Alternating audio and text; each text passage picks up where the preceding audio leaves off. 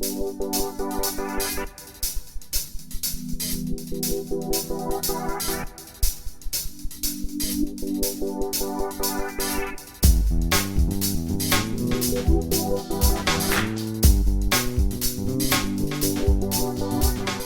del programa que hemos desarrollado con Pablo de Construir sobre lo construido, pues hemos trabajado en rescatar o poner al día o en remozar muchos de los programas que hemos venido trabajando. Hicimos un planteamiento, una presentación de lo que es la estructura del foro en algún momento sentados en nuestro grupo directivo y dijimos dibujémoslo, porque lo que no se dibuja, lo que no podemos dibujar, no se puede mostrar, no podemos saber qué es. Entonces queremos compartir con todos ustedes lo que hoy en día es el foro de presidentes. Esto es un proceso dinámico en el cual invitamos a que permanentemente haya ideas nuevas. Y cuando la gente empezó a preguntarme, ¿qué? Usted lo dijo, presidente del foro de presidentes. Cuénteme qué es el foro de presidentes. Entonces había que generar algo corto, un mensaje de ascensor, un mensaje que podamos llegar a la gente. Y el foro, pues, en su esencia, es muy fácil definirlo. El foro tiene tres pilares fundamentales, que son el crecimiento personal, el crecimiento empresarial y el crecimiento ciudadano. Y a partir de esos tres pilares, todos nuestros programas se enmarcan en cualquiera de esos tres pilares, y cuando uno tiene perfectamente que tiene 180 miembros que están trabajando en función de crecimiento personal, de crecimiento empresarial y de crecimiento ciudadano, saben exactamente cómo direccionar todos los grupos de trabajo y todos los grupos de acción, todos los grupos y juntas que se van creando alrededor del foro. En crecimiento personal tenemos la Junta de Mejoramiento. La Junta de Mejoramiento, creemos, pues, básica es la esencia. Es la Junta de Mejoramiento, lo que en el foro es lo que la familia es a la sociedad. La Junta de Mejoramiento es la esencia en la que estamos fortaleciendo para que haya un trabajo continuo. Hemos asistido, Pablo y yo, nos han invitado a varias juntas de mejoramiento, hemos estado allí, hemos estado trabajando con la gente, hemos visto realmente la dinámica y nos hemos encontrado positivamente juntas de mejoramiento con personalidades propias que cada una se han desarrollado con una estructura valiosísima, con una capacidad de hacer cosas y con un potencial muy grande. Eso tenemos que seguirlo trabajando y vamos a hacer una plenaria exclusivamente sobre juntas de mejoramiento con asesores, primero que todo para actualizar los sistemas tradicionales que venimos trabajando y con asesores de innovación para ver qué temas de innovación le metemos a la junta de mejoramiento.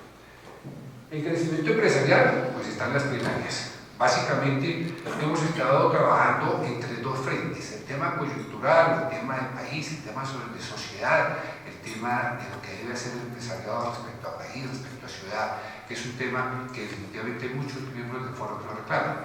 También hay muchos miembros del foro que reclaman el liderazgo, el tema empresarial, el hecho de reunirse, hablar del empresariado y hablar de este tema. Por eso hemos querido dividir las plenarias en unos y en otros temas, compartiendo con los líderes internos que tenemos, como el caso del padre, compartiendo con los líderes externos, como el caso que hemos traído gente de afuera, compartiendo también con temas de coyuntura, que es lo que nos invitamos y creo que es la estructura que tenemos que darle para que tengamos esa pilar de crecimiento. El segundo encuentro de líderes, fantástico, ahorita más adelante vamos a tener una presentación. El año pasado fueron 425 asistentes, tuvimos un despliegue fantástico, a la gente le gusta, la Cámara de Comercio le gusta nuestro encuentro, va a asistir mucha gente, los invito a que participemos, ya tenemos mucha gente que ya se ha unido como patrocinador para participar y esperamos pues también que esta oportunidad que es magnífica, pues no la debemos desperdiciar, ya que vamos a ser nosotros, los miembros del Foro de Presidentes, los protagonistas de este encuentro, que es un encuentro ya de carácter nacional. Centro de documentación, un tema que hemos venido trabajando también, es que en los 23 años del foro han pasado muchas cosas y fuimos a revisar y por distintas circunstancias, cambios de sede, etcétera, cualquier tema, hemos querido recolectar toda la información que tenemos y queremos hacer un archivo que sirva para el foro y para la gente del foro, todo lo que tenemos sobre el liderazgo y sobre todos los temas que hay, rescatando de todos los grupos de acción y de trabajo que hemos tenido lo que podamos. Entre otras, invito, si dentro de ustedes existen documentos que crean que sean interesantes para aportarlos, porque definitivamente hay documentos de esos grupos de acción que tuvimos, que fueron muy dinámicos hace muchos años, que se han que no hemos encontrado soporte de ellos, aunque sabemos de la existencia perfectamente de estos grupos. Alianzas estratégicas. Hemos ya trabajado en esto, tuvimos reunión con Mónica de Grave, con Alberto Espinosa, nos invitaron a la Cámara de Comercio, esto pues Omar y Patricia lo han comenzado y realmente fue muy grato. La Cámara de Comercio, los sentimos con Pablo allá como si fuéramos las novias bonitas, el foro fuera la novia bonita, no nosotros, lejos, ¿no? Que nos querían conquistar. Esa fue la sensación que nos llevamos. Realmente creemos que la Cámara ve en el foro de presidentes un grupo muy sólido, con mucho trabajo, con muchas ideas y con una capacidad. Y efectivamente declaramos en ese momento que empezábamos un noviazgo. Alberto Espinosa en algún momento de la ruptura, nosotros hablamos de decisión, hablando y nos invitaron para que seamos primeras conjuntas y dijimos empecemos con noviazgo, cojámonos la mano primero, caminemos un rato juntos y miremos cómo empezamos y cómo desarrollamos todos estos temas a futuro con la Cámara. Pero fue interesante, conocen nuestros grupos de acción, conocen nuestros clústeres, saben y han oído hablar de lo que estamos haciendo y les ha parecido fantástico y quieren invitarnos a participar en todo esto. Pro Barranquilla ya está funcionando el acuerdo, empezó con los tanques, ya tenemos 2 miembros. Benjamín sí que estuvo por allá en Barranquilla, ¿lo atendieron bien? Entonces, me invitaron al carnaval. Sí, además, la invitación al carnaval. Han ido ya 3 miembros, los atienden, sencillamente es una llamada, tema que quieran tratar, los llevan, los conectan con la gente que está en Barranquilla trabajando en los distintos temas, entonces el tema va funcionando muy bien. De la misma forma son invitados nuestros ellos acá y seguramente cuando vengan pues vamos a hacer lo mismo, a pasearlos por el grupo nuestro y dependiendo de lo que quieran trabajar, a trabajar en estos temas. Y me faltó Pro Bogotá. Pro Bogotá tuvimos reunión con el Guillermo Plata, desayuno, nos invitaron a las amigas de Pro Bogotá. Esto, pues ustedes han dado cuenta, está formado por grandes cantados, ¿sí? Está Sarmiento, está Bolívar, está Alejo Cortés, está Ospinas, está Pedro Gómez, ¿quién más se me escapa? Bueno, había que poner una cuota de 1.000 millones para empezar el tema de Pro Bogotá. Hicieron el lanzamiento con una conferencia muy interesante, un barcelonés hablando sobre cómo han construido ciudad a partir del empresariado. Y un empresariado que tiene las características de ser multisectorial, de no tener ningún vínculo con ningún gremio, porque como dicen ellos no están construyendo ni ciudad, ni para la gente de restaurantes, ni para la gente de turismo, sino están construyendo ciudad para que Barcelona crezca. De esa misma forma se pasó un ejemplo en Nueva York, se pasó un ejemplo en Londres, de lo que se está haciendo. Y ese grupo que está apoyando esto se parece, cierto, que a nuestro foro. Entonces, obviamente, a Guillermo le llamó muchísimo la atención lo que es el foro de presidentes y lo que puede hacer. Y allá nuestro patrimonio, nuestra cuota va a ser de pensamiento. Seguramente estaremos invitados.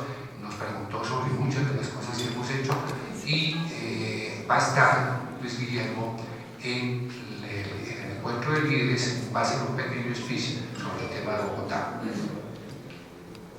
En crecimiento ciudadano, entonces, aquí tenemos los grupos de acción. Grupos de acción que, si ustedes se acuerdan, los miembros antiguos del foro en una época fueron tan dinámicos y tuvimos tantos. Muy interesantes, estamos trabajando en eso. Y ahí están los clústeres, que son las cadenas productivas, y los grupos de acción de nosotros. Entonces, Clúster Bogotá, en este momento lo está manejando Alfredo Bogotá, Víctor Ángel, que está acá, Víctor.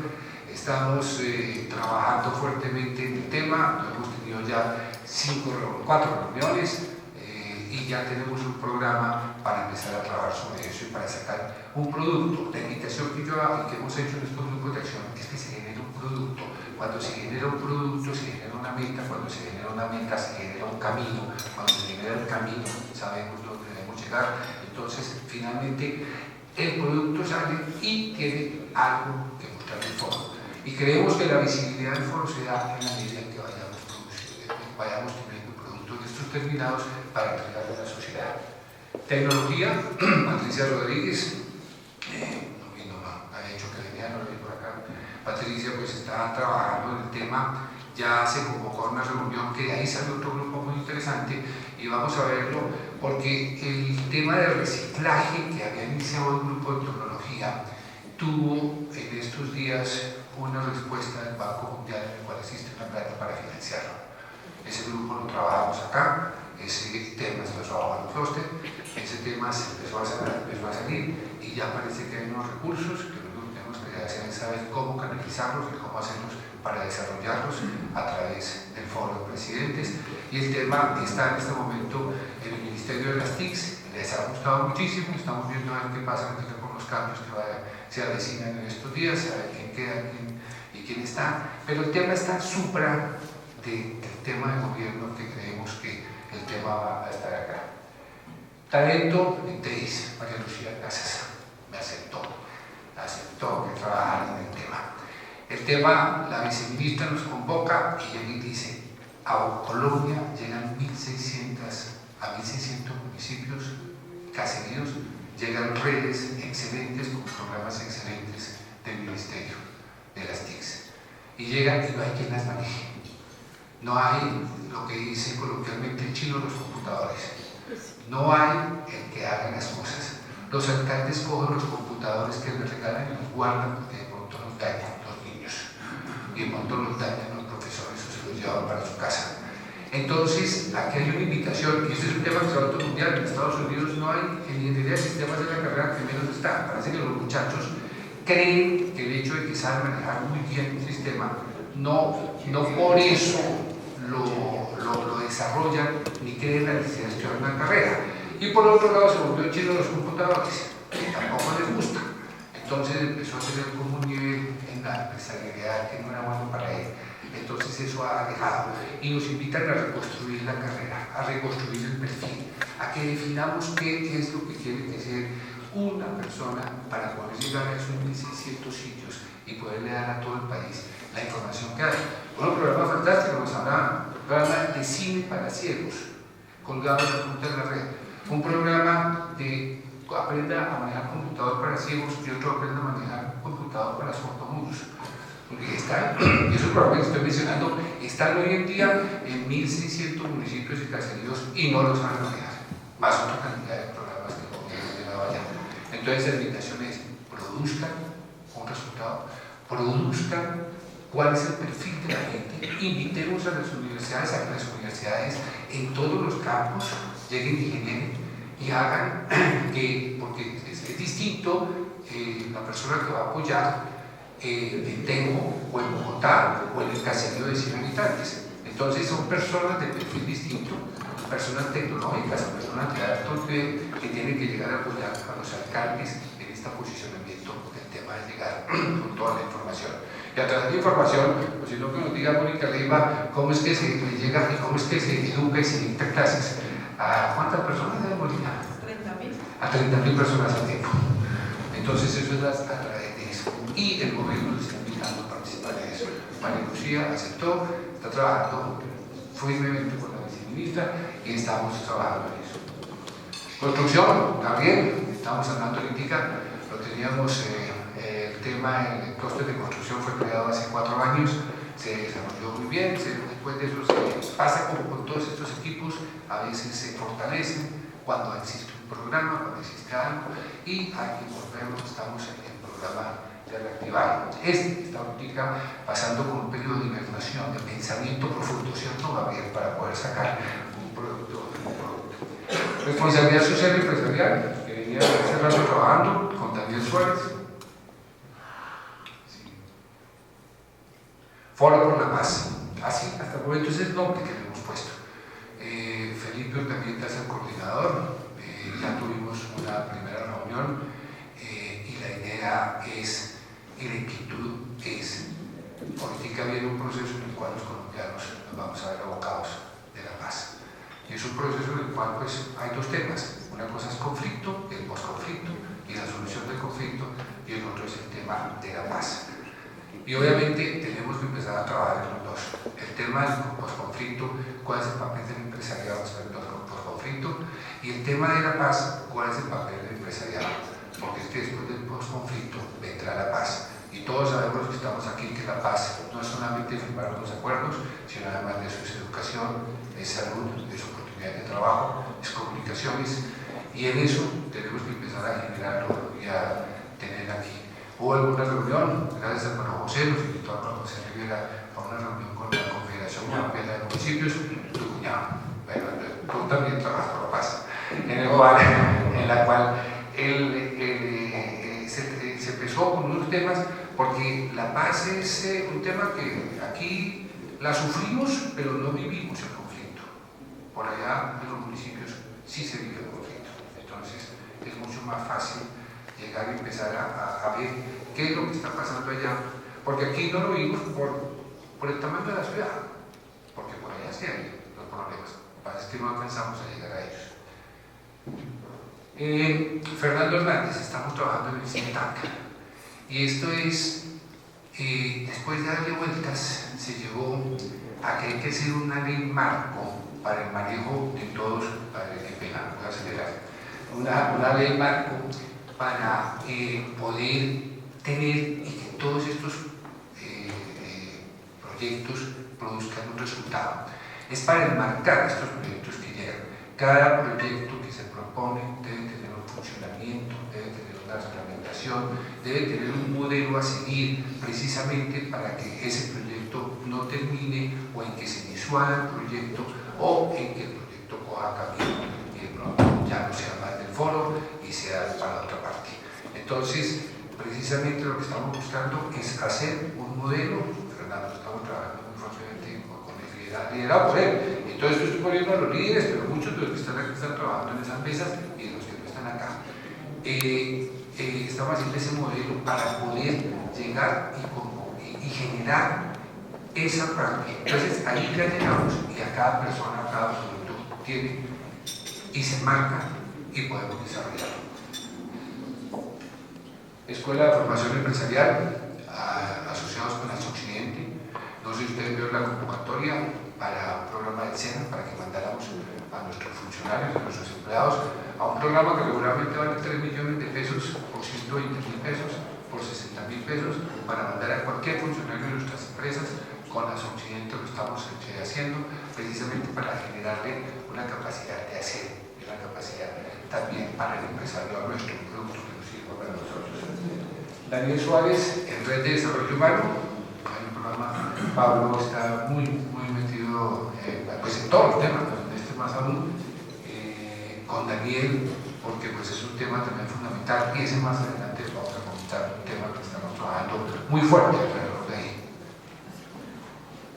Mujeres del Foro, ¿sí? Marcela ayer general me aceptó. Ya hicimos una convocatoria y ya estuvimos reunidos las mujeres miembros del foro y las esposas de los miembros del foro. Estuvimos reunidos, yo fui a instalarla, todos hablando de conciencia femenina y liderazgo. Fue una excelente reunión, las mujeres salieron motivadas y diciendo cuándo en la siguiente reunión queremos trabajar. Sí los oímos que nuestros maridos se van al foro, nos hablan maravillas del foro, pero nosotros sí queremos saber qué es eso.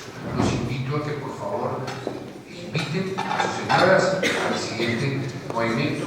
Esto lo está manejando también Mariluz, la esposa de Pablo, y mi señora Beatriz. Clúster en desarrollo, lo que en este momento son invitaciones. Logística, la Cámara Colombiana de Infraestructura nos invitó a formarlo, vamos a formarlo, y tiene una filosofía clarísima. Estamos haciendo carreteras para disminuir el costo de transporte de la carga internamente entre los puertos y Bogotá o el centro del país. Pero hay un tema, y es que los contenedores y todas las mercancías que llegan se quedan en los puertos 3, 4, 10, 15 días, encarecen los temas, hay unos temas de corrupción gigantescos, hay unos temas de arma, hay unos temas de otras cosas. Entonces la invitación de la Cámara de Infraestructura es, no solo es el transporte, no solo son las vías, hay que facilitar todo el tema de importación y exportación para disminuir costos. Consultoría, Felicita Catona de Cortés, quiere y estamos trabajando en formar un grupo. Ya una vez intentamos hacerlo, Teresita está muy interesada en que todos los consultores del foro se reúnan, porque realmente hay un potencial humano muy grande para que podamos apoyarnos entre todos, no solamente en juntas de mejoramientos, en apoyo, sino también de consultores dentro del foro, darle apoyo a situaciones empresariales que pueda haber. ¿Qué más tenemos? La parte de las señales de video, lo que hoy en día estamos en Conec Bogotá, estamos en Competencia Productiva, estamos en la Escuela de Responsabilidad Social, en la Escuela de Liderazgo, en la Alianza Universitaria del Estado, en la Escuela de Formación Empresarial, en Parquesol, un programa en el cual participamos efectivamente dentro del foro. Eso es, amigos, lo que hoy en día tenemos, y eso es lo que hoy en día estamos trabajando. Esto es un programa en que los invitamos. Esto es como un club, lo decíamos en alguna reunión, en la cual hay piscina, golf, tenis, restaurante. Los invitamos a participar en cuál de todas estas actividades ustedes quieren estar. El padre José Humberto Peláez Pedrarica ha realizado los siguientes estudios: licenciado en Filosofía, magíster en Ciencias Políticas y PhD en Teología Moral de la Universidad Gregoriana de Roma. En sus 33 años de trabajo en la Javeriana ha ejercido la docencia, siendo reconocido como profesor titular de bioética. Es autor de 8 libros cuyos títulos son Derechos Humanos, un Dios solidario, Educar para los Derechos Humanos, Maquiavelo frente a una ética política inspirada en el cristianismo, Moral Sexual, un camino a la normalización y crecimiento, Diálogos informales sobre ética y valores, La palabra de Dios ilumina nuestras vidas, 3 tomos.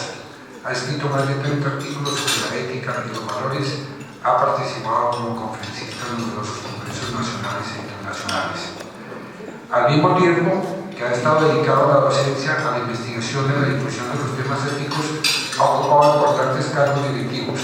Fue decano del medio universitario en la Facultad de Teología y de Medicina. Ocupó la vicerrectoría académica en la Universidad Javeriana de Bogotá y en la seccional de Cali. Después de estar al frente de la rectoría de la Universidad Javeriana seccional Cali, fue nombrado rector de la Javeriana en febrero del 2014. Es un honor, padre, contarlo hoy como miembro del Foro de Presidentes y es un honor tenerlo acá como conferencista invitado. Bienvenido, padre.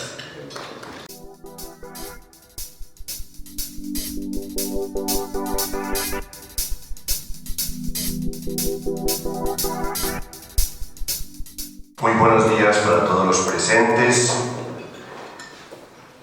Muchísimas gracias por la invitación de pertenecer al foro.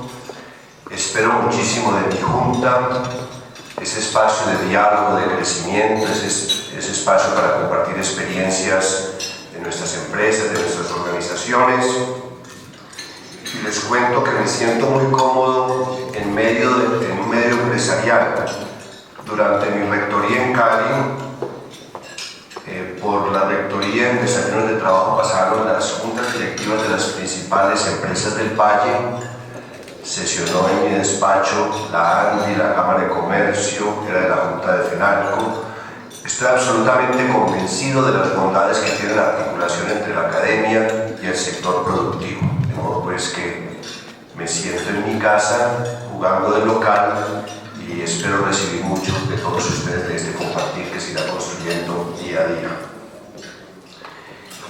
Quiero, para que enmarcar estas sencillas ideas sobre cómo veo el liderazgo desde una organización muy particular como es una universidad, les quiero ofrecer algunas cifras de la Universidad Javeriana como empresa para que tengan ustedes como la dimensión.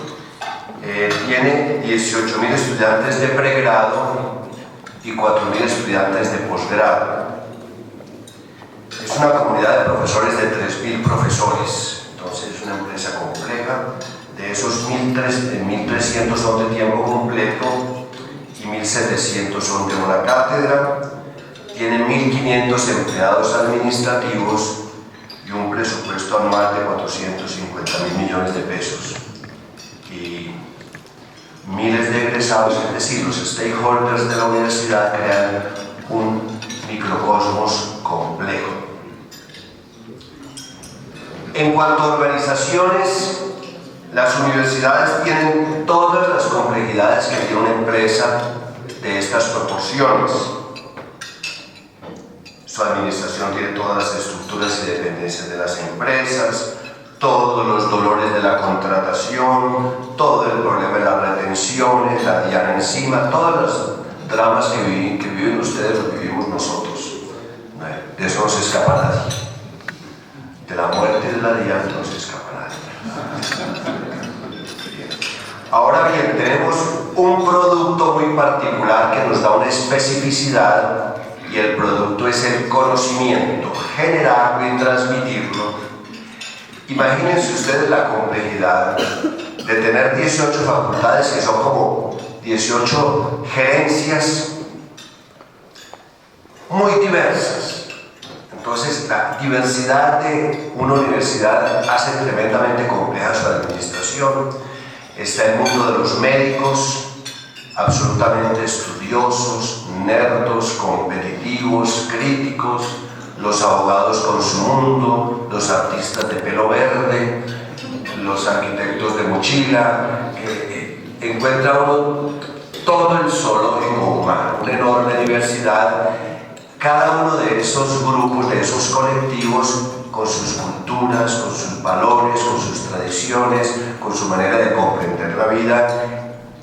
Toda esa orquesta hay que tenerla sincronizada para que la sinfonía funcione. Entonces tiene unas complejidades, unas particularidades a partir de la diversidad que le da a ser un mundo universitario.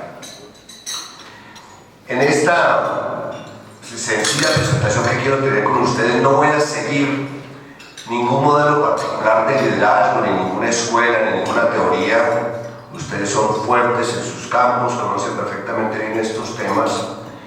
Lo que quiero compartir con ustedes son algunas reflexiones que provienen de 33 años de vivir inmerso en un mundo universitario en medio de esta fascinante diversidad.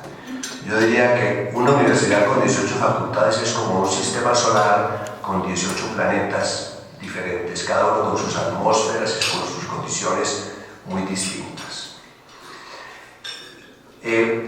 Como marco conceptual voy a anotar simplemente un concepto que me sirva como de referencia, como hilo conductor, el concepto de competencias. Voy a desarrollar algunas de las competencias particulares que la experiencia me ha dado como necesarias para poder coordinar este tipo de este microsistema de planetas que son las facultades.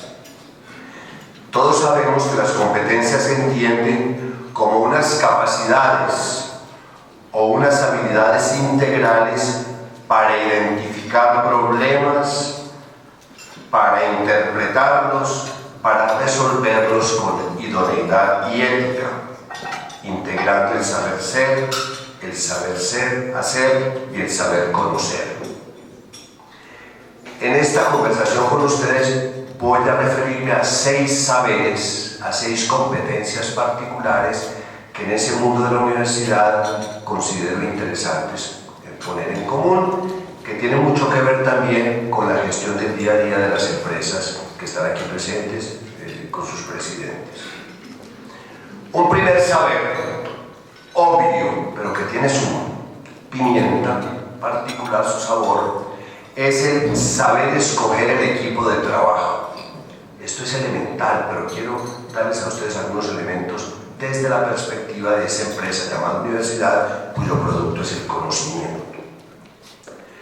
Obviamente, el líder universitario, llámese rector, vicerrectores, decanos, debe ser una persona cualificada para el cargo y preferiblemente debe conocer la universidad. Traer a una persona de fuera sin más, que caiga en paracaídas en un campus universitario, eso es bastante complicado. Bastante complicado.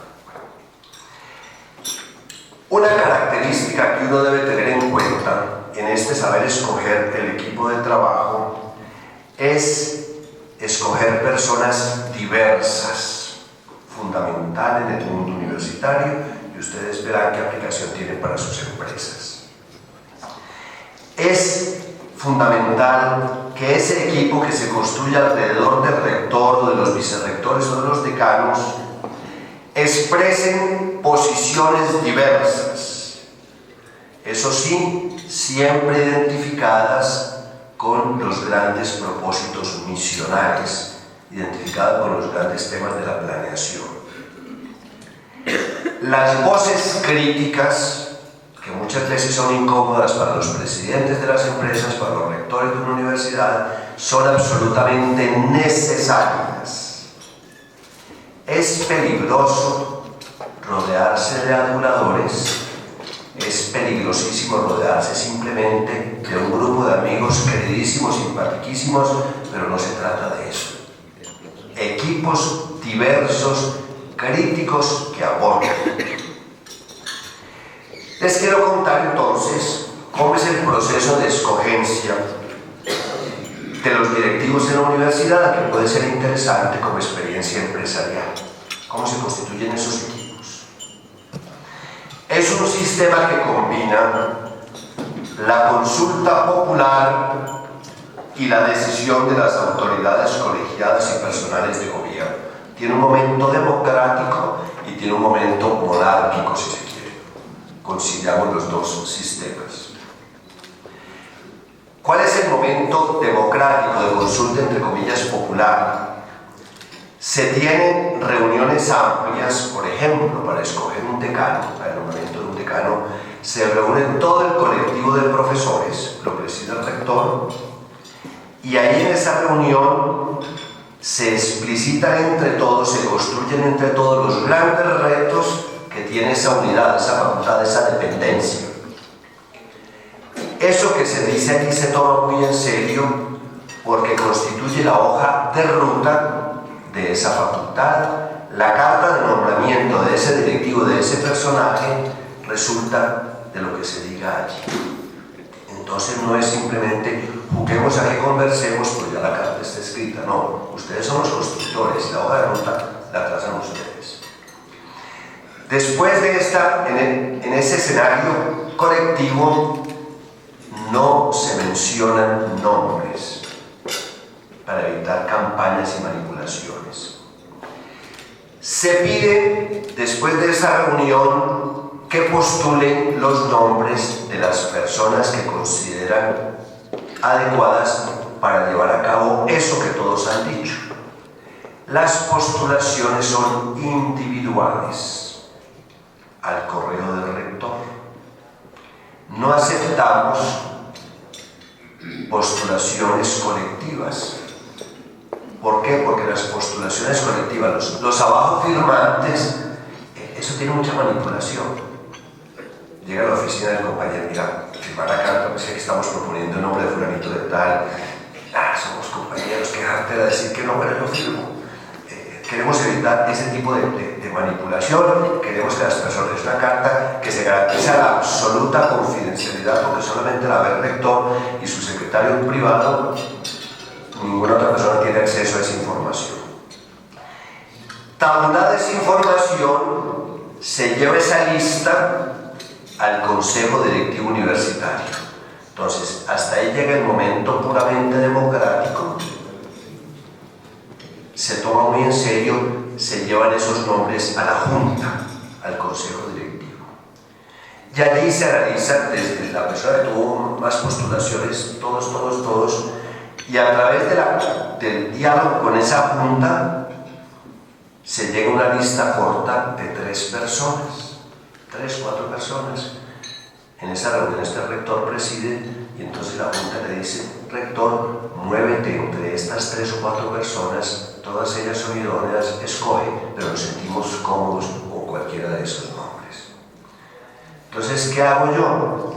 Invito a la rectoría a esos 3 o 4 candidatos y les digo: ustedes son las personas que tienen la confianza de sus compañeros, tienen la confianza del Consejo Directivo, de la Junta Directiva de la Universidad. Conversemos sobre la facultad. No se trata de un round, a ver pues cuál se luce más frente a nosotros. Digo, esto no es para que se destruyan acá y yo a complacerme con la sangre derramada, sino ustedes son los líderes. Ustedes son los líderes. Habrá que escoger a uno de ustedes, los 3 o 4 son excelentes. Entonces ustedes son el equipo que tiene que sacar adelante esto. Y empezamos a profundizar sobre los temas que salieron en ese conversatorio en el que ellos estuvieron, y ahí se afina todavía más la ruta de trabajo de la facultad.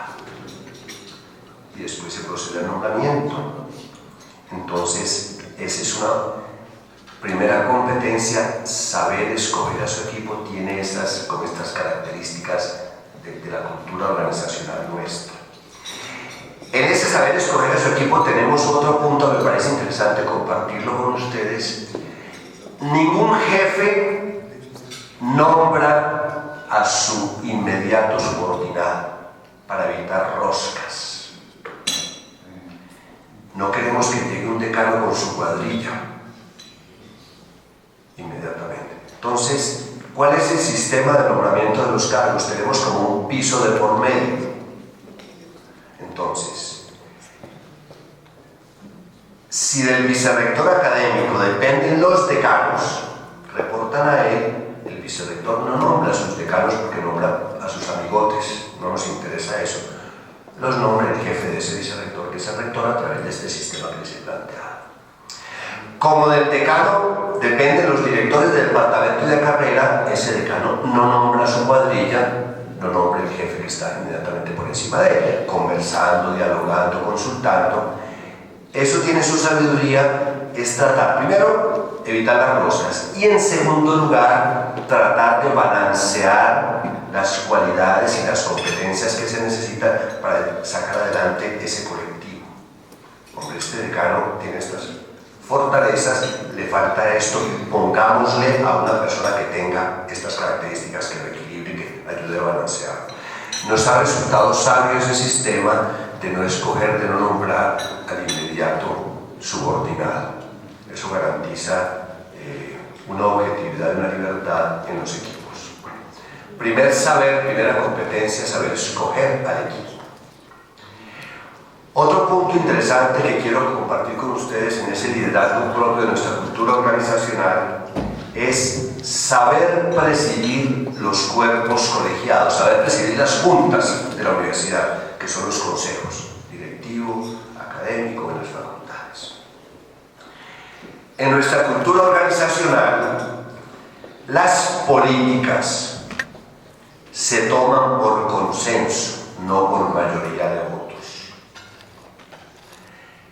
Los consensos no significan unanimidad. Sería fatal que en una organización, en una empresa o en una universidad las cosas fueran por unanimidad, porque simplemente se paralizaría la toma de decisiones y también sería una enorme pobreza. El unanimismo es sinónimo de no pensar, de no tener actitudes críticas. Eso no sirve, sería absolutamente nocivo, fatal, paralizante para una organización.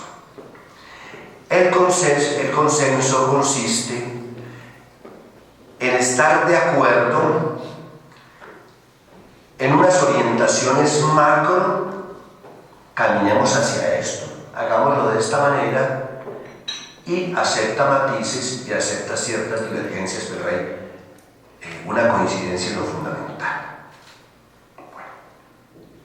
Entonces, si las políticas se construyen y se definen, se asumen por consenso, el que preside esa junta debe ser una persona muy hábil para poder ir tejiendo consensos a partir de la diversidad de opiniones. De ahí que el que preside esa junta no debe destapar sus cartas, no debe explicitar ni dar a entender ni insinuar cuál es su posición inicial, porque eso mataría toda la dinámica de participación del equipo de la Junta. Debe tener la habilidad para plantear con mucha claridad cuál es el problema, poner sobre la mesa cuál es el tema de conversación o cuál es el tema de la política, y a través de preguntas y a través de una capacidad de síntesis importante, ir construyendo ese consenso. Yo tengo dos imágenes para explicar esto. La El año pasado estuve en Capadocia y muchos de ustedes han viajado por Turquía y es fascinante ver esas tejedoras de tapices de Capadocia, esas artesanas turcas que van escogiendo cuidadosamente los hilos y los van haciendo la trama, y a partir de un montón de hilos que en un primer momento no tienen sentido, van surgiendo esas fantásticas, fascinantes alfombras orientales. Entonces, el que preside un cuerpo colegiado en el cual se toman las decisiones por consenso debe ser un tejedor de tapices que cuidadosamente va escogiendo los hilos que van aportando los miembros de esa junta y los va anudando para que al final de la reunión tenga sentido. La otra imagen que tengo yo, me gusta mucho todo ese mundo oriental, ese mundo de Bizancio, el mundo de los mosaicos. Los mosaicos bizantinos, los mejor conservados del mundo se encuentran justamente en Ravenna. Ve uno los artesanos que hoy en día siguen haciendo mosaicos, tienen un montón de pedacitos de colores, los azules, los rojos, y poco a poco van con unas pinzas, van cogiendo esos pedacitos y los van armando, los van ensamblando, y resulta al final esa sinfonía de colores que son los mosaicos. El que preside un cuerpo colegiado donde se construyen las decisiones, no por la autoridad del jefe, aquí mando yo rector, aquí mando yo presidente, sino que tome en serio los aportes del equipo, poco a poco entonces va descubriendo esas piecitas que van soltando los miembros, y entonces al final de la reunión tenemos el mosaico construido por todos. Entonces uno tiene que ser tremendamente, evidentemente uno tiene simpatías hacia una posición o hacia otra, no las manifieste y vaya con el ánimo abierto para que lo que surja como construcción colectiva. No es fácil, porque a ratos trata uno de dispararse del automático autoritario que todos llevamos por dentro. Eso supone entonces capacidad de diálogo y capacidad de pregunta. Los filósofos hablamos del método socrático. El método socrático consiste en la convicción profunda de que uno no debe dar consejos a nadie y decirle lo que debe hacer a nadie, sino a través de la pregunta ayudarle a que la persona descubra esa verdad que lleva por dentro. Y entonces, padre, debo hacer esto, debo hacer aquello, mi idea, ¿has pensado en esto? Y a través de esas preguntas la persona dice, yo no había pensado. Y si tú decides por este lado, ¿qué pasaría con? Yo no había pensado en aquello. Entonces, a través del diálogo socrático, la persona como que va ampliando el horizonte, va tomando distancia y va creciendo en objetividad. Entonces, el que preside un cuerpo colegiado donde las políticas se asumen por consenso debe tener habilidad que puede ser mayor o menor para, a través de las preguntas y del diálogo, facilitar la expresión de la diversidad y articularla en un todo armónico. Entonces, hasta el momento llevamos dos saberes. Saber escoger a su equipo de trabajo con estas particularidades, que sea diverso, que sea crítico, no rodearse de los amigotes y peor de los sapos que me dicen a uno, usted como es inteligente, que idea está brillante si resulta que va implicada en la organización. Segundo, saber presidir los cuerpos colegiados a través de esa dinámica del consenso. Tercer saber, que me parece importante, y en un mundo, una organización como la universidad es fundamental, y yo creo que en el mundo empresarial esto que voy a decir tiene unas connotaciones interesantes, saber inspirar la identificación de los factores diferenciadores. Yo cada vez estoy como más metido en este cuento, en esta carreta de los factores diferenciadores. ¿Qué quiero decir con esto? Desde la Edad Media, todas las universidades hacemos lo mismo fundamentalmente. La Universidad de Bolonia, que es la primera, cumplió hace unos 20 años, cumplió 900 años de fundada. De modo que esta organización, que se llama universidad, desde la Edad Media hasta ahora, todas, así estemos en el ciberespacio, tengamos una infraestructura más espectacular, sea Harvard o sea la pequeña universidad regional, todas hacemos fundamentalmente docencia, todas investigamos, unas con mayor profundidad, otras poquito a poquito, pero dicen que dejar la investigación y de alguna manera procuran ofrecer unos servicios, una extensión a la comunidad. Entonces todas hacemos lo mismo. Todos los programas de las universidades de calidad enseñan los mismos contenidos básicos. Uno ve el pensum, por ejemplo, de medicina de la Universidad A, de la B y de la C. Todas las carreras de medicina enseñan morfología, fisiología, patología, medicina interna, pediatría, ginecobstetricia, cirugía, psiquiatría. Ahí no está la diferencia. Por eso, y aquí tengo un tema de marketing, por eso uno como rector y ustedes como presidentes de empresas tenemos que ser muy cuidadosos y dejarnos asesorar cuál es la marca que queremos vender, cuál es el branding, cómo nos queremos anunciar. Por ejemplo, es un discurso absolutamente majadero, decir, ofrecemos excelencia académica. Todo el mundo dice excelencia académica, así no la tenga. Entonces, no estoy diciendo nada. Otra expresión muy de nuestra tradición javeriana, pero termina por no decir nada si no tenemos cuidado, es ofrecemos formación integral. Pues todo el mundo ofrece. Ofrecemos valores éticos, sería detestable si nosotros somos los éticos, entonces ustedes como que no, eso no, así no es. Así no es. Entonces, hay que estimular desde el vértice de la organización la identificación de los factores diferenciadores por los cuales queremos que esta universidad, este programa, esta organización pueda ser identificada claramente frente a un mercado tremendamente competido. Factores diferenciadores. Estos factores diferenciadores, y ahora pongo ejemplos, no se escogen por decreto. No es que la cabeza ya, la junta directiva de allá arriba, que llamamos consejo directivo o consejo superior, el presidente, en las universidades americanas llaman president, el rector de la universidad. No se trata de que desde allá de esas oficinas el factor diferenciador de la carrera de economía va a ser este, eso no es por decreto. Es el resultado, esos factores diferenciadores son el resultado de la convergencia de varios factores. Primero lo que tengo que hacer es, veamos cuáles son las fortalezas que tenemos en casa.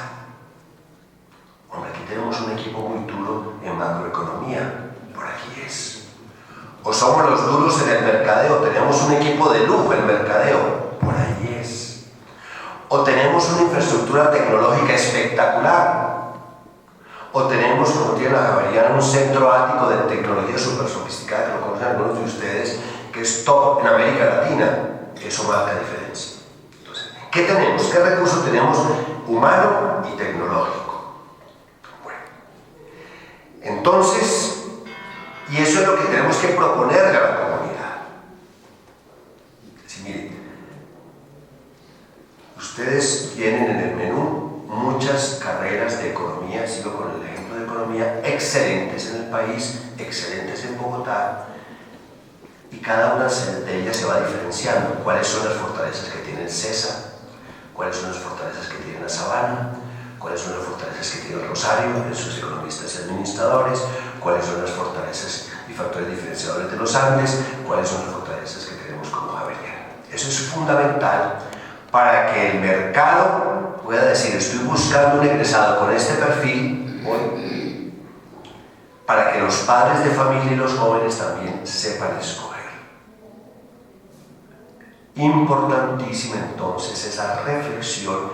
Entonces, por eso decía, esa tercera competencia, saber inspirar la identificación de los factores diferenciadores, convocar a los directivos de esa facultad, decir, bueno, vamos a reflexionar y pensar cuál es la marca, la huella que queremos dejar en este segmento de nuestros estudiantes. Por ejemplo, para nosotros es muy importante como Javeriana un factor diferenciador que vende bien, que es excelente marca, la red de 200 universidades jesuitas alrededor del mundo. Ese networking no lo tiene nadie, entonces dijimos, entre aquí y eso le permite conectarse con. Y así cada universidad tiene sus fortalezas, sus áreas. Aquí pongo el ejemplo de casa, pero cada una de las universidades puede decir cuáles son sus factores diferenciadores que los hacen importantes dentro del mercado, dentro del medio. Estas reflexiones sobre la necesidad de identificar los factores diferenciadores nos llevan a otra competencia, a otro saber para el liderazgo dentro de una organización compleja como es una universidad, que tiene que ver con la competencia, tema tremendamente sensible. Entonces, un cuarto saber es saber competir. Algunos expertos en mercadeo utilizan una jerga tremendamente agresiva. Es como si fuera pues entrenándose para un... yo de boxeo no sé nada, pero como para esas cosas espantosas, para un campeonato mundial, no sé, peso ligero, peso no sé, esas cosas. Algunos expertos en mercadeo utilizan un detestable lenguaje tomado de la jerga militar. Hablan del enemigo que hay que vencer, la información que hay que proteger, las posiciones que hay que conquistar. No sé, no me gusta ese lenguaje. Ciertamente, en la educación superior, como en todos los campos en que como presidentes de empresas estamos, se da una competencia dura. En el caso de las universidades, una competencia dura para atraer profesores y alumnos cualificados, para obtener contratos de investigación, para tener acceso a las becas internacionales, etc. O sea, la competencia es un elemento fundamental y además es una dinámica que pide excelencia y pide mejoramiento estupendo. En los últimos años, por decir cualquier cosa, 10 años, porque es un número absolutamente arbitrario, se ha dado en el mundo universitario una interesante evolución en cuanto a las relaciones interinstitucionales.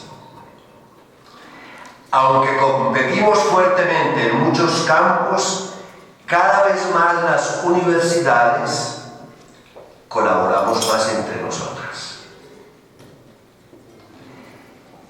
Presentaciones conjuntas en proyectos de investigación. Entonces se hace un consorcio de universidades colombianas, latinoamericanas, un socio europeo, un socio norteamericano. Eso está funcionando estupendamente bien. Nos estamos presentando conjuntamente en las ferias internacionales. El stand es Educación Superior en Colombia, absolutamente institucional. Hemos aprendido a hacer eso en conjunto. Estamos haciendo alianzas, por ejemplo, para hacer compras juntos, simplemente por el volumen, la capacidad de negociación que nos da, por ejemplo, empezar a conversar con X empresa de computadores, de software, etcétera, etcétera, y no estamos negociando con una universidad, sino para 2 o para 3, y eso ya crea unas situaciones interesantes de negociación. El flujo de información entre las universidades, ya eso es cosa compartida, las cifras sobre alumnos, las cifras sobre candidatos, presupuestos, en eso se ha avanzado muchísimo. Antes era misterio absoluto, ni idea, cada uno guardaba su información celosamente. En un mundo transparente, ese tipo de cultura de protección de datos, se protege otro tipo de datos, este tipo de las cifras y esas, no. Entonces, saber competir. ¿Cómo se plantea hoy la competencia? No se hace dentro del modelo guerrerista al que hacía alusión hace un momento, sino dentro de un modelo de factores diferenciadores y nichos específicos de mercado. Por ejemplo, hemos visto cómo las universidades se van extendiendo y ofrecen servicios en otras ciudades del país. Lo hacemos todas las universidades, no todas, pero muchas universidades tenemos programas de extensión en otras ciudades. la pauta que he dado claramente en la Javeriana es: no vamos a ofrecer más de lo mismo. No vamos a llegar a Medellín a competir con EAFIT, que es espléndida, a competir con la Bolivariana, que es maravillosa, con la Universidad de que tiene una tradición impresionante. Identifiquemos cuáles son aquellos productos, aquellos nichos de mercado que no están suficientemente desarrollados. Entonces decimos, allí hace falta derecho de seguros. Con Sudamericana, hacemos clic. Entonces se van dando unas complementariedades que en último término benefician el desarrollo regional y no nos podemos pelear por la misma tajada, el mismo pedacito de torta, todos encima de él, que no tiene sentido. Saber competir. Otro saber cuidar el clima organizacional. Esto es fundamental en todas las empresas e instituciones. El clima organizacional es uno, lo sabemos todos, es uno de los aspectos más sensibles dentro de una organización. Es un tesoro tremendamente frágil que se construye a lo largo del tiempo y se desbarata en 3 segundos. Tiene un profundo impacto en la marcha de las organizaciones, todos lo sabemos. Afecta productividad, afecta todo. Bueno, entonces, en este momento se despliega muchísimo en la prensa las mejores the best place to work, y eso se valora y eso la sociedad lo reconoce en el mercado. Lo que quiero destacar aquí, eso que acabo de decir, una cosa que es absolutamente elemental, una verdad de perogrullo. Lo que quiero destacar aquí es la tónica del clima organizacional se da desde arriba, desde la forma como el jefe llega a la oficina y saluda al ascensorista a hora de los tiempos. Detalles absolutamente majaderos, si quieren, pendejos, pero ese saludo, esa sonrisa amable da la tónica, porque resulta que se da un efecto de imitación en todos los niveles de la organización. Si el jefe llega como un reyesito, como un diosecito, entonces el que está, el de compra, se siente un diosecito de ahí para abajo, es igualmente detestable, antipático, despótico. Se replica el modelo.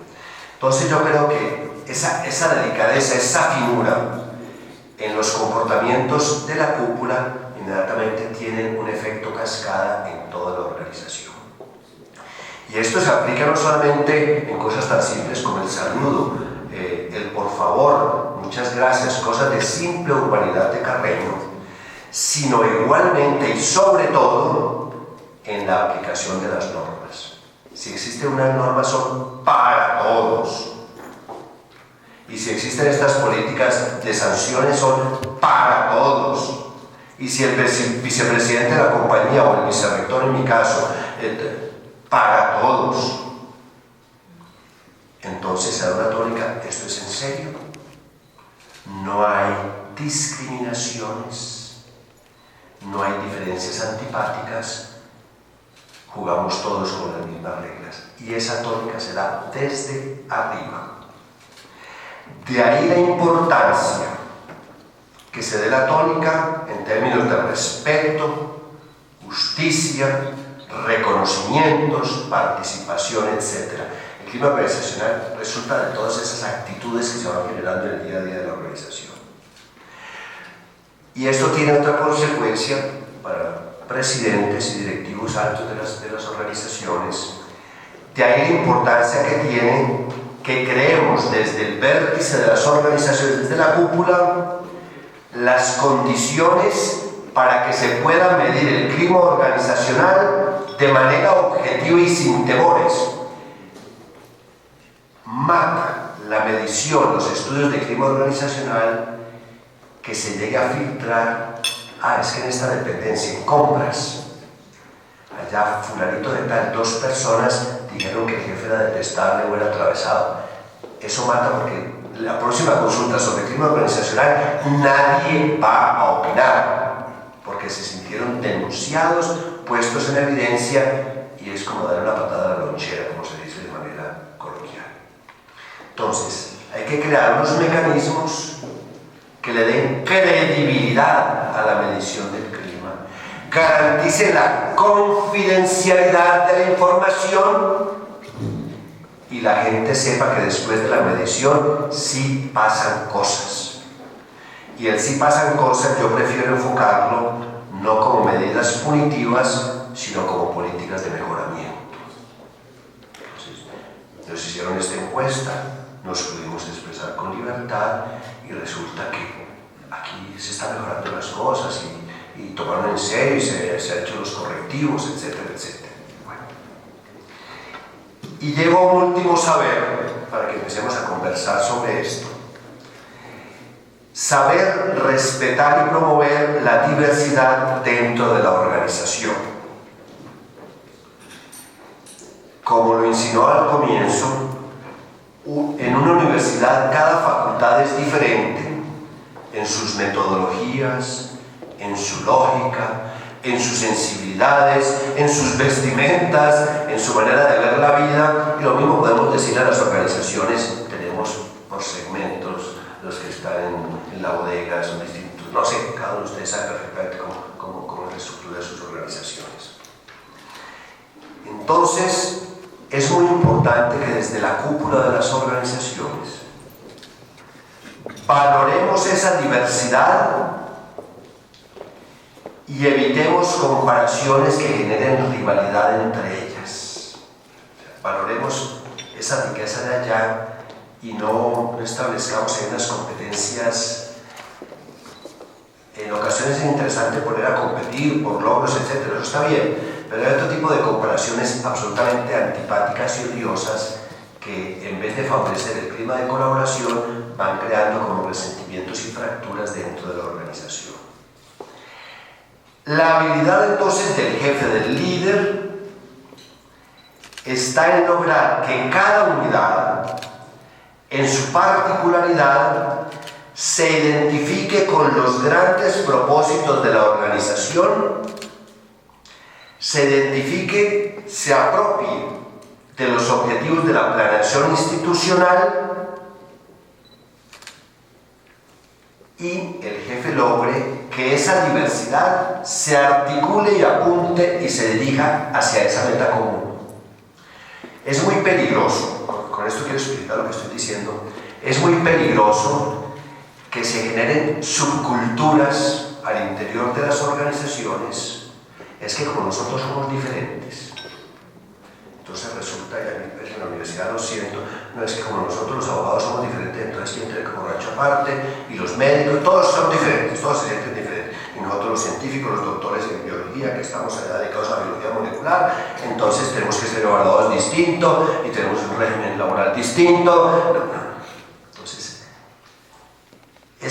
hay que valorar las diferencias, pero no permitir que esas diferencias se conviertan en repúblicas independientes, sino desde ellas mismas generar unas dinámicas que le apunten a la diversidad.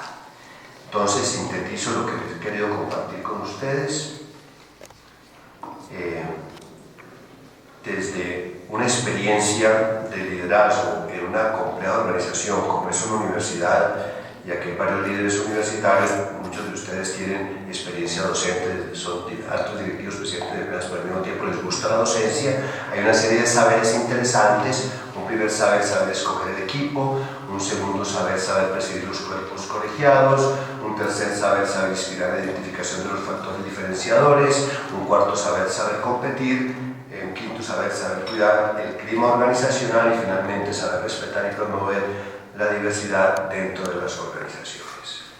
Quería compartir estas reflexiones con ustedes y ahora conversemos y enriquezcamos esto desde su perspectiva como presidentes de empresas en sectores muy distintos. Muchísimas gracias. Muy amable.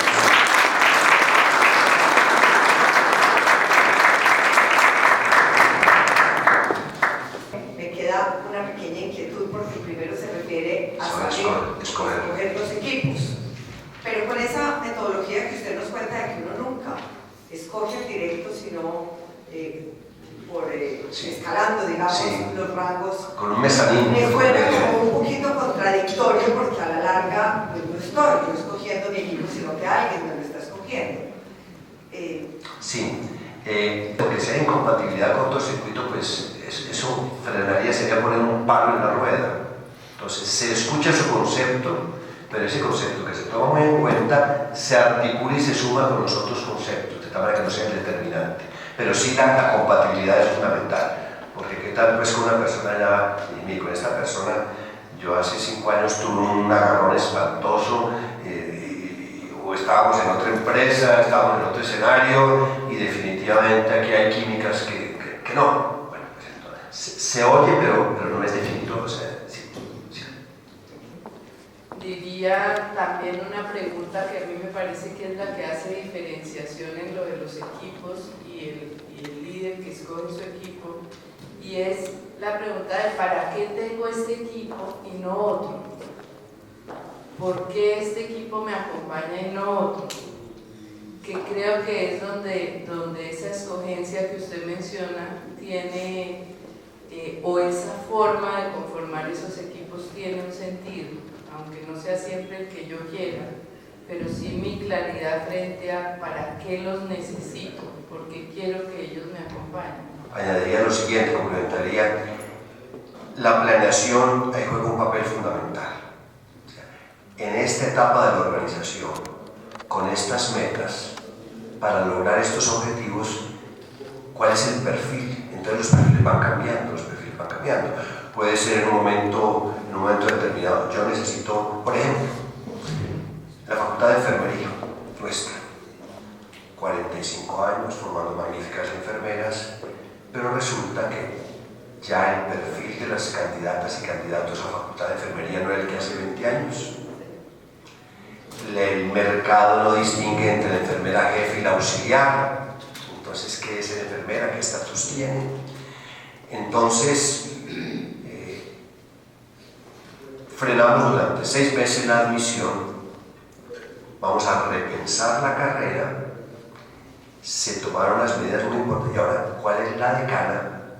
Lo que tú estás diciendo, ¿cuál es la decana que nos puede liderar hacia esos nuevos escenarios?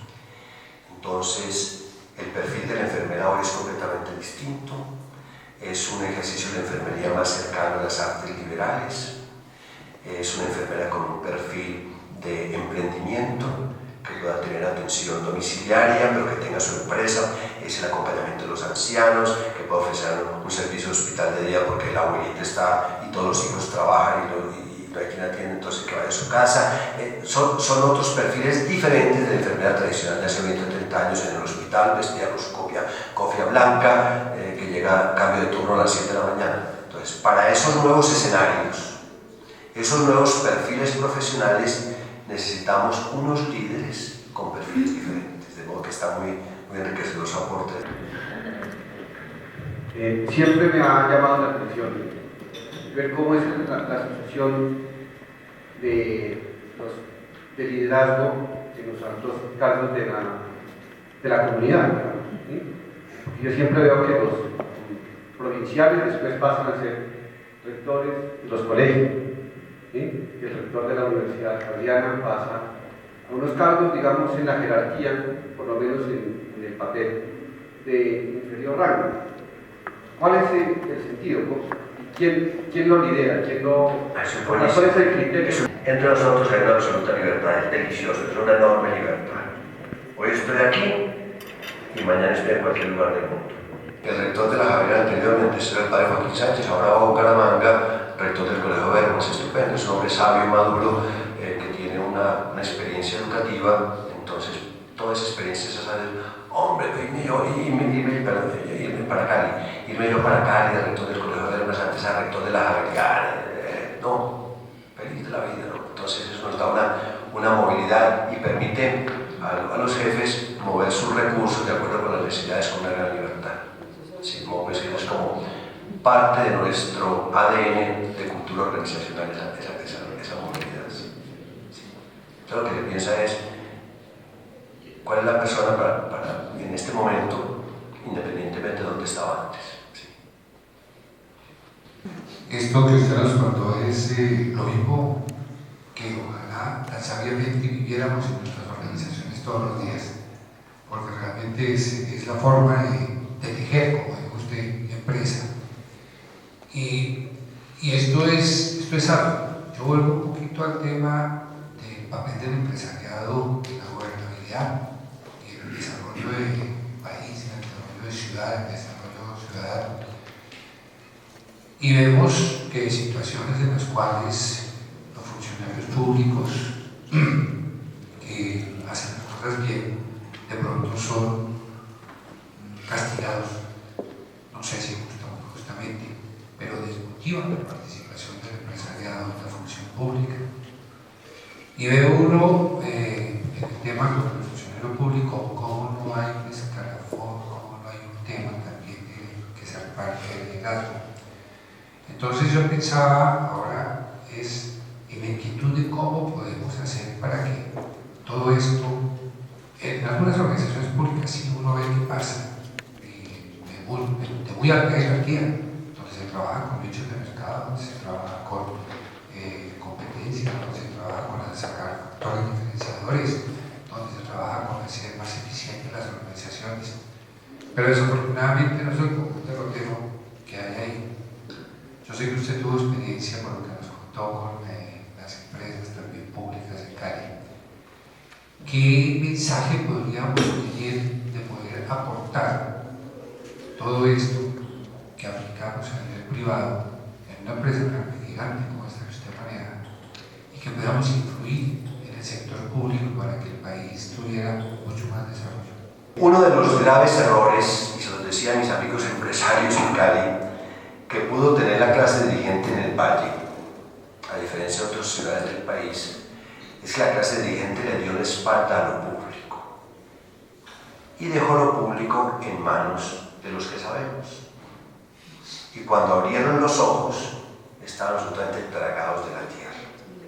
Entonces yo creo que esa vocación pública desde la presidencia, desde la empresa, esa conexión es fundamental. ¿Cómo? Participando en las reuniones. Uno muchas veces en nuestras agendas, que no son agendas complicadas, dice, ay, qué jartera me invitan a esta reunión del Ministerio de las TIC, hay que estar ahí.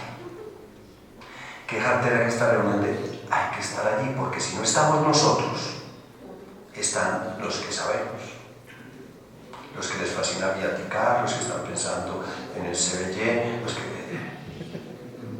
Entonces, asumamos dedicando el tiempo que podamos de nuestras agendas en esos escenarios donde se definen las políticas públicas. En mi discurso de posesión el 28 de febrero di una orientación muy clara a la universidad en estos escenarios de un posconflicto tremendamente complicado, lleno de todas las incertidumbres que nos agobian. La universidad tiene que estar presente allí, proponiendo políticas públicas. Entonces, Facultad de Ciencias Jurídicas, usted tiene que estar allí, incidiendo en la forma como se maneja la justicia transicional, allí, sin dispersarlo en muchas cosas. Facultad de Ciencias Económicas y Administrativas, el tema de hacer un país mucho más incluyente, todas las reformas muy de fondo que tiene que tener el sistema productivo del país, el tema del campo, por ejemplo, que es el punto primero de la agenda de La Habana, eso implica unas transformaciones del sector productivo gigantescas en el campo.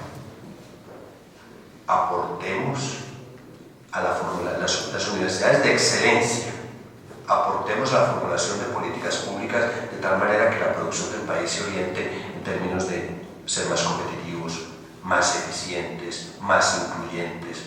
Entonces yo creo que ahí tenemos una responsabilidad gigantesca, como empresas, como organizaciones, aportando, participando, no marginándonos, porque qué jartera esas reuniones, primero.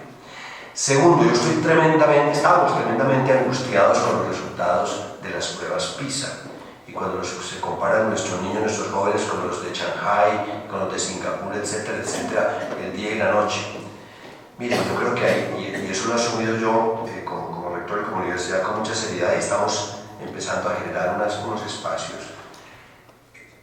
el drama y la formación de los maestros. Estamos en conversaciones muy cercanas con el Ministerio de Educación. Tenemos una facultad de educación magnífica que tiene cerca de 50 años de antigüedad. En este momento tiene un bajo perfil. Vamos a repotenciarlo con un trabajo muy fuerte para que esos maestros, en este momento por ejemplo tenemos una maestría con 120 y tantos maestros del distrito. Tenemos que meterle todo a esa maestría porque esos maestros del distrito son los que están formando a los niños de los ciudadanos del futuro. Entonces no podemos pretender, a partir de una educación básica, una educación media de pésima calidad, con unos maestros que están ahí desmotivados, mal capacitados, pues ¿qué futuro del país podemos pensar? ¿Qué futuro del país? Los tigres asiáticos le apostaron desde hace 30 años a la educación, Corea, todos estos países. Entonces, son formas concretas que desde la particularidad de cada una de nuestras organizaciones podemos incidir en lo público,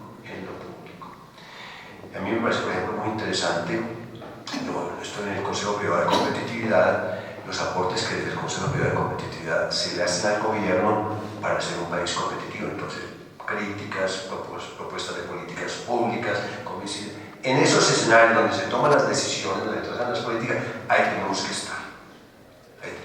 Como que sería pues como mi motivación, aburridísimo, hartísimo, sí, pero toca jugárselas. Yo lucho todos los días por el manejo del tiempo. Yo creo que sería interesante que usted nos compartiera algo de su manejo del tiempo.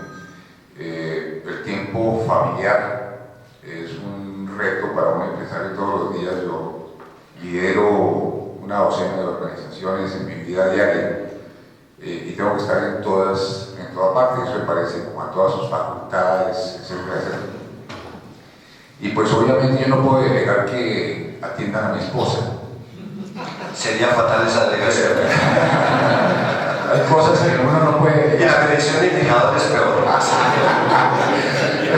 Entonces, tampoco puedo delegar que en cierta forma atiendan a mis hijos. Creo que hay unas partes que sí son delegables y otras no. Y sería interesante que usted nos comparta de su vida. Usted tiene familia. Usted tiene un compromiso con... Yo con mi comunidad y mis colegas curas, entonces esa es mi familia. Correcto, un compromiso con el patrón, que está más arriba, ¿no es cierto? Tengo mis hermanos, mis sobrinos, los que adoro. Exactamente, tienen que dar misa, y ayudar a la comunidad, todas esas cosas, cumplir como jesuita. Sí. Y por otro lado, también hay unos temas que de pronto usted en su mente dice, este no lo delego. ¿Por qué no nos comparte un poquito sobre esas cosas? Cuando en el año 95 fui nombrado vicerrector académico aquí en la Javeriana de Bogotá, estaba de rector el padre Gerardo Arango, un líder extraordinario, absolutamente un workaholic tremendo y un líder arrasador. Dije, Gerardo, te colaboro con todo el cariño, con toda la lealtad. Te voy a poner no dos condiciones porque no es el lenguaje de condiciones, y te voy a pedir dos favores que tienen que ver con eso. Primero, no te voy a dar el celular, lo va a tener tu secretaria, porque me vas a enloquecer sábado y domingo. Y no, entonces se abrió. Bueno. Segundo, me vas a respetar mis fines de semana, a no ser que sea una emergencia. Una cosa pues muy grave, y solamente una vez un día me llamó Jorge Humberto, viajo, me llamó un sábado en la mañana, yo sé que tú sales para la finca, puedes venir un ratito que hablemos porque salgo para Europa, un viaje que no estaba planeado y con mucho gusto. Bueno. Entonces, convicción profunda, me parece a mí tremendamente complicado y miro con sospecha, y ese problema dentro de la universidad, de gente que trabaja junto a mí, personas que empiezan su jornada tempranísimo y terminan tardísimo. Digo, aquí hay algo que funciona mal. O está sobrecargado de funciones y entonces no tiene con quién compartir esto. O le parece hartísimo llegar a su casa porque se encuentra con una bruja o con un brujo o con nadie. Y entonces enreda la vida a su equipo y a partir de las 6 de la tarde empieza a organizar reuniones. Ese esquema me parece fatal y lo critico abiertamente. Soy cuidadosísimo del manejo de mi tiempo y te cuento cómo es mi agenda cotidiana. Me levanto a las 5:30 de la mañana. Me demoro arreglándome, soy el Padre Eterno, me demoro mucho. 6:15, me demoro 45 minutos. Me arreglo toda la cosa, arreglo mi cuarto. De 6:15 a 7 de la mañana hago oración, que es el encuentro conmigo mismo, el encuentro con Dios. Es un momento de interioridad delicioso. Delicioso, todos los días. Hoy me sacó aquí Carlos Alberto, entonces me descuadró la agenda. Usualmente a las 7 de la mañana celebro misa con mis compañeros, 5 o 6 celebramos, una misa de 20 minutos, cortica, devota. Empiezo rico, empiezo en paz. Desayuno y estoy en la oficina, sea faltando 10 para las 8 de la mañana. Salgo para la oficina, ya tengo mi agenda. Cuidadosísimo, tengo una magnífica secretaria privada para el manejo de la agenda, para no poder decir que sí, decir que no, para que no se monten, se crucen los compromisos. De las cosas más complicadas en estos cargos directivos es decir, ¿a qué voy y a qué no voy? Eso es y entonces se siente uno pésimo porque dice, yo quisiera estar en esto, pues llega un momento que uno dice, esto lo tengo que decidir sin dolor y sin duelo. Entonces, si estoy en esta reunión, no voy a estar en otra, yo voy a disfrutar y participar totalmente en esta. Entonces, ese tema del manejo de la agenda y no pretender uno estar en todas las cosas. Mi horario, suelo salir de la oficina hacia las 6:15, 6:30, llego a mi casa, que me queda cerquita, no tengo problemas de trancones, me queda 5 minutos deliciosos, soy bienaventurado, a hacer mi ejercicio. En Cali tenía un campus divino de 15 hectáreas, con ardillas, etc. Salía a caminar con mi perro labrador, Chocolate, y me ponía mis bermudas, mi pantaloneta, le comentaba las dificultades del día, el perro me miraba, batía la cola, estaba de acuerdo y guardaba absoluta confidencialidad. Aquí no tengo un campus de 15 hectáreas divino, como yo tenía 12 pavos reales sueltos en el campus, el club campestre más hermoso. Aquí tengo la carrera séptima, pues que me he damnificado. Entonces voy al gimnasio de la comunidad, hago mi banda y no tengo los pavos reales ni a mi perro, sino Animal Planet, pero bueno, ahí no hay más o menos. Mis animalitos ahí los veo por televisión, en DirecTV. Esa parte del ejercicio es fundamental para mi salud. Entonces, y mis fines de semana son para mí, para mis amigos, para compartir, un plan de un almuerzo de sábado delicioso, sábado para la finca. Es cuando uno organiza sus cosas, se dedica a sus hobbies. Tengo una magnífica colección de películas viejas que me encanta verlas, me encanta la literatura, la novela. Soy entonces muy cuidadoso en el manejo del tiempo, absolutamente obsesivo. Los velados empiezan a la hora que es. Si son a las 7 de la noche, no es a las 7:05 de la tarde. Padre, que un ratico más porque hay trancón. 7 en punto.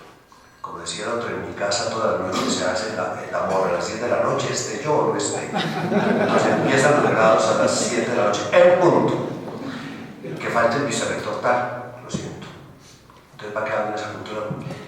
Empiezan las reuniones en punto y terminan en punto.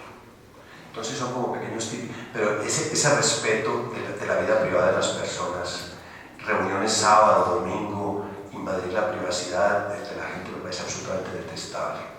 Como tampoco me gusta, dicen que la cultura japonesa es de mal gusto que los miembros de una organización tomen las vacaciones completas, es como falta de compromiso. No me gusta que la gente se quede en la universidad, padre, yo voy a trabajar 2 días más de mis vacaciones. No. Las vacaciones son con su familia, su descanso. Eso me parece que no es sano que se introduzcan estas costumbres en la cultura organizacional. Ese es como mi pequeño testimonio. ¿Sí? Y un manejo cuidadosísimo de la agenda. Y saber decir que no para que no se crucen los compromisos.